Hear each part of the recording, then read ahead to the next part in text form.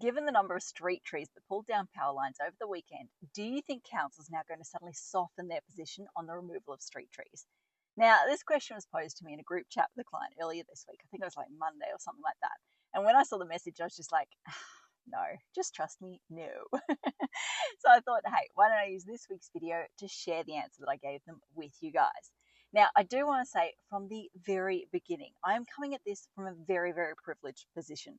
So my house at Red Hill, I'm kind of downhill of a couple of massive neighbouring trees. And one of them in particular has been like on death's door for a good 6, if not 12 months. So I did spend the weekend, a lot of my weekend, mentally going through the scenario of, okay, if that tree lands on the house, what do I do? If that tree goes that direction, what do I do type thing. So yeah, I did have that concern playing in the back of my mind. However, at the end of the day, both the trees stayed upright. I did not suffer any damage. And also, importantly, my power stayed on. So yeah, I am coming at this video, like I said, from a very privileged position. I did not have any damage or suffer any inconvenience over the weekend as a result of Alfie. As a result, I kind of have, I'll be honest with you, ummed and ahed about whether to record on this video today, because I'm like, oh, if I'd suffered damage from a street tree falling on my house or power being out for 4 days as a result of a street tree, would I feel differently about this topic? Would I be talking so crudely, let's just say, about this topic, or would I be taking a different approach? The honest answer is I don't know. Maybe I would be taking a totally different approach. But I've decided that I am going to talk about it because I do think it's really important to help people understand why we're not going to suddenly see this wave of street trees being removed across the city, because I don't want people to sit there and just get their hopes up and get too excited and waste time and energy daydreaming about how they suddenly got this loophole to play to get street trees removed, because it's just not going to happen. So let's start. When it comes to street trees, yes, I am sure over the weekend that there is a good portion of power lines out there that came down as a result of street trees. Like I think they said there was 350 to 400,000 houses that didn't have power in the end. And it was like some 50-year record high, or I don't know what I read, but it was basically a huge number of houses that were cut off from power. And some of them are still cut off today. So today's Wednesday? Yeah, Wednesday. Time flies when you're having fun, right? But yeah, today is Wednesday, and I'm sure there's a heap of houses out there that still, well, not sure, I know there's a heap of houses out there that still are not connected to power. So yes, there is a bucket load of people, but not all of those were the result, or not all of those disconnections were the result of street trees coming down on power lines, or even trees coming down on power lines. Like I'm sure most people have seen that footage. I think it was ABC or something I saw it on. No, it might have been Channel 9. Anyway, a reporter was out the front, somewhere like Redcliffe, and you could see the power line in the background, and there's like this sheet metal just hanging off at the roof from somewhere else. It'd sort of come off, and it was just floating in the wind. And she was kind of pooping her pants because she thought it was going to fly off on her. So in that moment, side tangent, that moment I was like, girl, back away. Like if it's scaring you that much, don't stand there. Anyway, so yeah, point I'm trying to make here is, yes, there was a bucket load of people that were disconnected from power, but when you whittle it down, you're going to find that not a lot of them, I'm going to suggest maybe less than a quarter. I really don't know. I'm making statistics up here in thin air, but not all of them are going to be, maybe less than a quarter, are going to be direct result of street trees. So yes, that is a genuine pain point for council. But the flip side is, what are the pain points that street trees actually address? Now, I did quickly scribble down some notes before I ran out the door because I was like, I want to make sure I get through all of these and I don't forget anything. And I've come up with 7 points or 7 pain points that street trees address for council. So the first one is heat stress and climate resilience. Now, this, I still kind of don't believe this stat. Like when it was first told to me by an engineering friend who's working on, or was working connected with the North Shore development, I was like, this sounds unbelievable, dude. So I texted him last night and I was like, okay, I remember we were camping one day and you told me this stat and it blew my mind. I thought it was unbelievable. What was that stat again? He redirected me or sent me a link to this reputable website where it clearly stated the stat. And I was like, you're telling me, the website's telling me, maybe it's true. I don't know.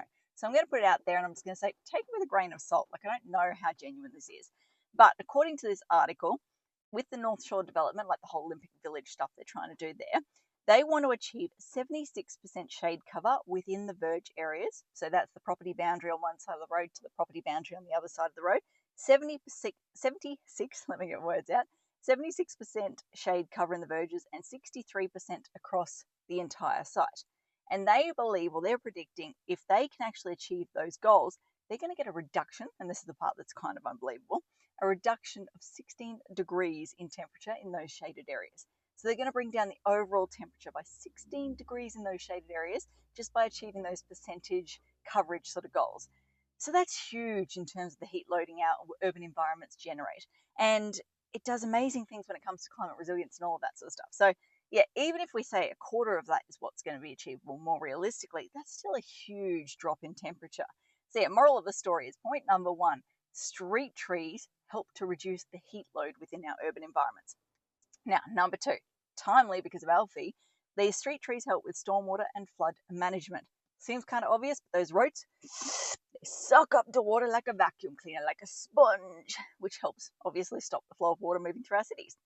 Number three, erosion management. Now, I actually dived into this last night. I always know that street trees help with erosion management, but exactly how do they help? Look, I'm a real why person. I'm always going, but why? But why? Like that annoying 2-year-old kid. But why? So last night I was like, okay, well, I want to talk. I was mindly writing notes on my phone as I'm falling asleep. Okay, well, here's another point. Here's another point. And I wrote down erosion management. I was like, but why? So I actually got some good answers here. So according to the internet, take it with a grain of salt, but according to the internet, the roots, when they grow into the ground, they form like a mesh.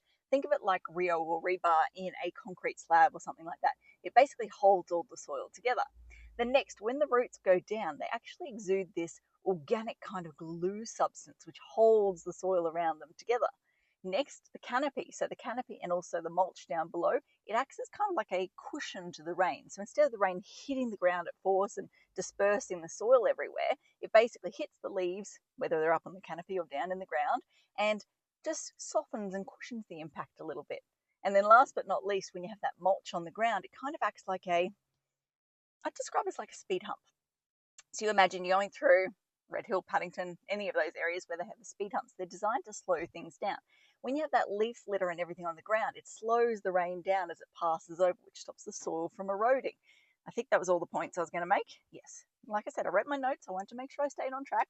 So yeah, for those reasons, the having street trees actually helps with the erosion, which stops the soil from running into our waterways and creating turbidity issues for the environment, killing fish, all of that sort of stuff. Next, this is a big planning one, walkability and active transport. So if you have, like, right? What I'm trying to say is you have some of those real barren estates, some of those more old school estates where there's just no trees around. They're not nice areas to go walking around. Like they're really hot and unfriendly. And like you think of going for a walk and you're just like, oh, like I can't be bothered.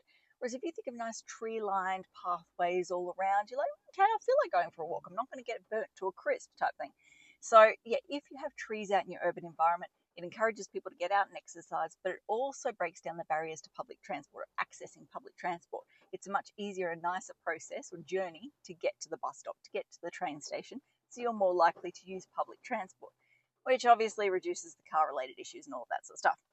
Next, visual appeal. There is a reason why Laurel Avenue is so famous in Brisbane. Laurel Avenue in Chelmer. I was about to say Chapel Hill. Chelmer. Like, it is beautiful tree-lined street. Everyone drives something and goes, oh, isn't that pretty? So yeah, having street trees helps to create beautiful urban environments. Number 6, habitat value. Kind of obvious. The birds, the bees, the bugs, everything live in those trees. They form their little homes and they live happy little lives in there. And then number 7 is really obvious. We humans, we breathe. We need oxygen to breathe. Trees, yeah, they create that oxygen. Like I said, obvious. So yeah, I'm sure there's a bucket load of other reasons, but they were the 7 that I quickly wrote down on my phone last night when I was laying in bed. So going back to the original point, yes, having street trees falling on power lines and taking out power to houses for a handful of days, some people it's more than a handful, but taking out the power to a relatively low number of households. Again, I know I'm coming at this from a point of privilege, so please don't hate on me here. But that small-ish pain point pales in comparison to the pain points that those 7 factors address. What am I trying to say here? The value that council gets in terms of addressing those 7 pain points. That's a better way of saying it. So yeah, at the end of the day, yes, council is going to sit there and say, we acknowledge, well, maybe they won't say it, but the individual officers will be thinking, we acknowledge that street trees are a pain when it comes to power lines, and yes, that can cause disruption when it comes to a storm event, etc., etc. But when you weigh it up, yeah, that little bitty pain point, all those 7 other plus pain points, yeah, street trees, they're going to stay. like I said, sounds very crude, but I just really want to stop people from going down this weird and wonderful tangent or idea or this pathway of thinking, great, now we can remove all the street trees in front of our sites going forward to get driveways in or extra lots in subdivisions and all that sort of stuff, because it's just not going to fly, guys. Hate to break it to you. Okay, I think that covers off everything I want to talk about today. As I always like to say, until next time, thanks for watching. For all you red tape lovers out there, I have one thing to say. Well, no, actually, I've got three. Number one, the advice provided in these videos is general in nature. It's not site-specific. You would be a silly Billy to go and make financial decisions based on this advice without first checking with the town planner. Don't be a silly Billy.